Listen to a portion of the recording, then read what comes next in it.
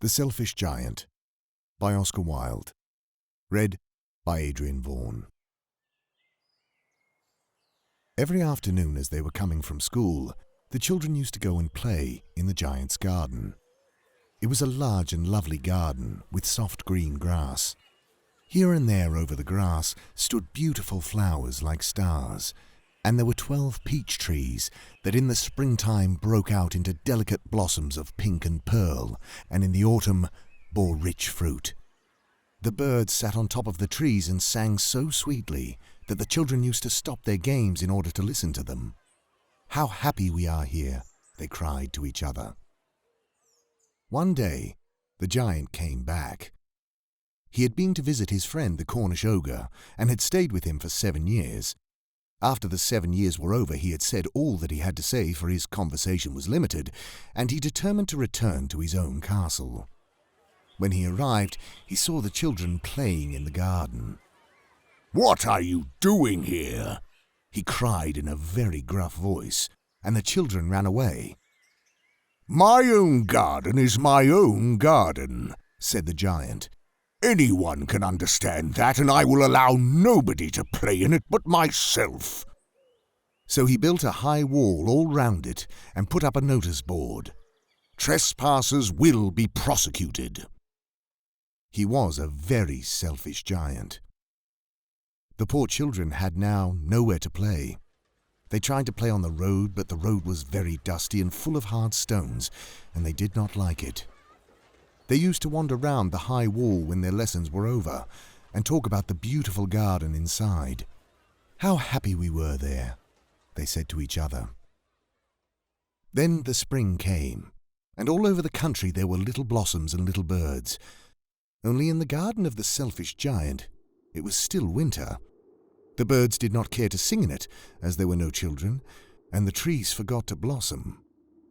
Once, a beautiful flower put its head out from the grass, but when it saw the notice board, it was so sorry for the children that it slipped back into the ground again and went off to sleep.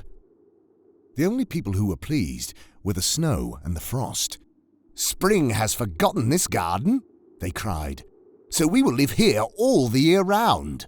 The snow covered up the grass with her great white cloak, and the frost painted all the trees silver. Then they invited the North Wind to stay with them, and he came.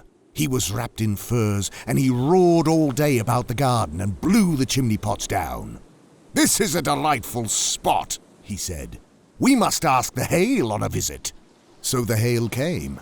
Every day for 3 hours, he rattled on the roof of the castle till he broke most of the slates, and then he ran round and round the garden as fast as he could go. He was dressed in grey, and his breath was like ice. "I cannot understand why the spring is so late in coming," said the Selfish Giant, as he sat at the window and looked out at his cold, white garden. "I hope there will be a change in the weather." But the spring never came, nor the summer. The autumn gave golden fruit to every garden, but to the giant's garden she gave none. "He is too selfish," she said.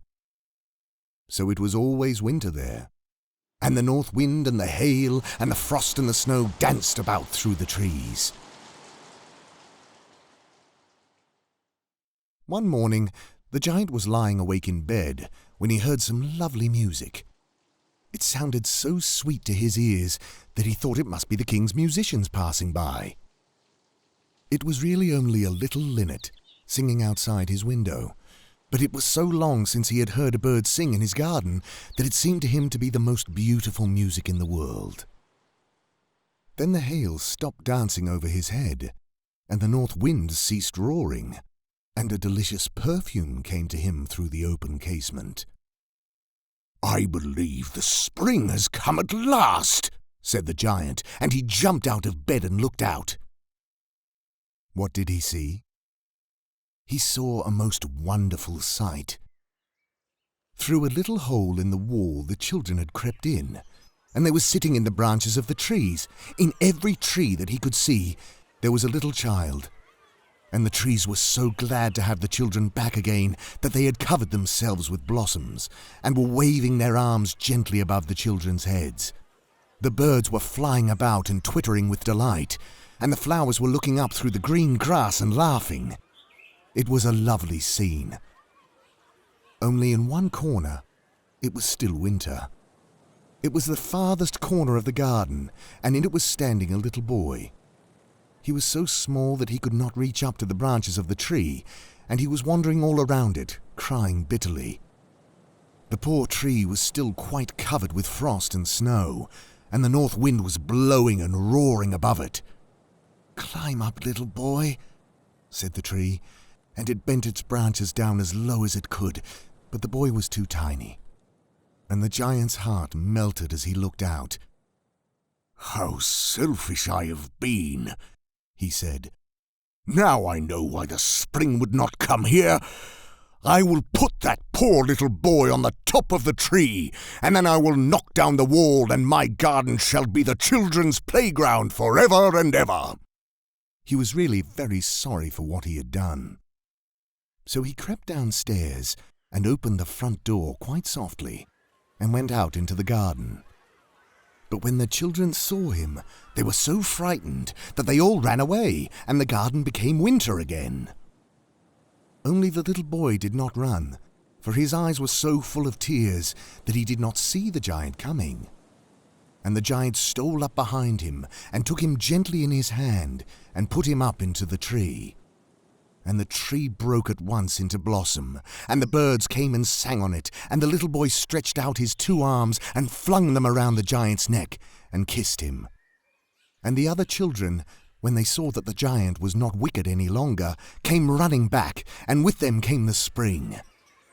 "It is your garden now, little children," said the giant, and he took a great axe and knocked down the wall.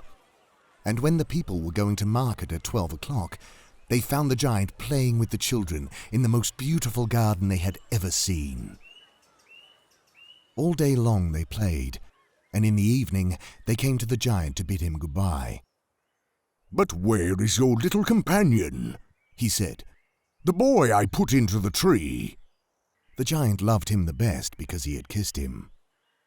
"We don't know," answered the children. "He has gone away."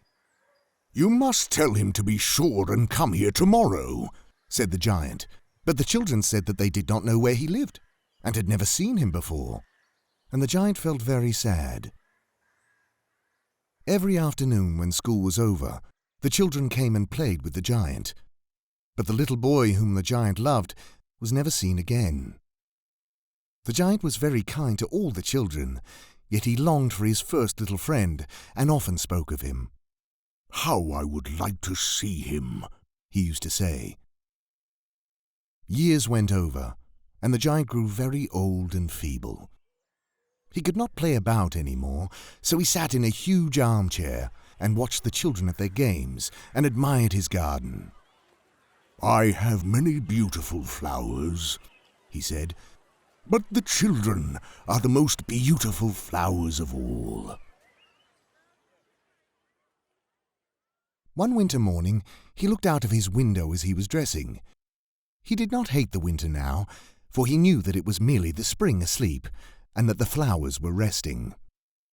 Suddenly, he rubbed his eyes in wonder and looked and looked. It certainly was a marvellous sight. In the farthest corner of the garden was a tree quite covered with lovely white blossoms.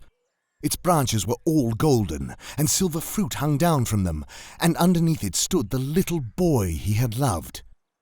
Downstairs ran the giant in great joy, and out into the garden. He hastened across the grass and came near to the child. And when he came quite close, his face grew red with anger, and he said, "Who hath dared to wound thee?"